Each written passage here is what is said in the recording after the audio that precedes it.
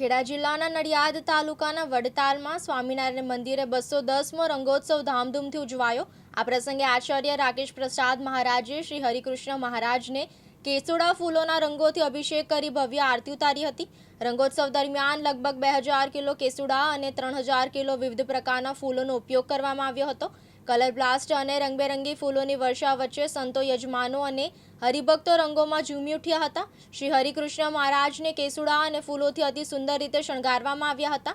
સંતોએ વિવિધ પ્રકારના ફૂલો અને કુદરતી રંગોથી હરિભક્તોને રંગ્યા હતા। સમગ્ર વડતાલ રંગોત્સવના રંગમાં રંગાઈ ગયું હતું। આ પ્રસંગે હજારો ભક્તો ઉમટ્યા હતા અને ભક્તિ, આનંદ અને ઉમંગથી ભરપૂર માહોલ સર્જાયો હતો। જી બાપજી, આજે રંગોત્સવ છે, શું કહેશો? આ રંગોત્સવ ભગવાન સ્વામિનારાયણે સ્વયં પર કરેલો વડતાલના રંગોત્સવનો 210મો રંગોત્સવ છે। આપ નિહાળી રહ્યા છો, સમગ્ર ગુજરાતમાં સ્વામિનારાયણ સંપ્રદાયનો આ દિવ્ય અને ભવ્ય રંગોત્સવ પ્રસિદ્ધ છે।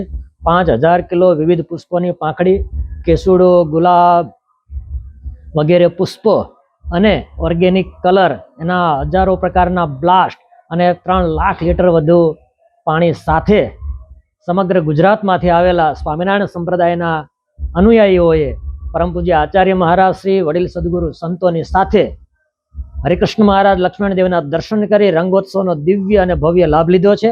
અને આચાર્ય મહારાજને વડીલ સંતોએ સૌ ગુજરાતની ધર્મપ્રેમી જનતાને હોળી ધૂળેટીની શુભકામનાઓ પાઠવી છે। પુષ્પદોલોત્સવ, નરનારાયણ જયંતીની શુભકામનાઓ પાઠવી છે। જય સ્વામિનારાયણ।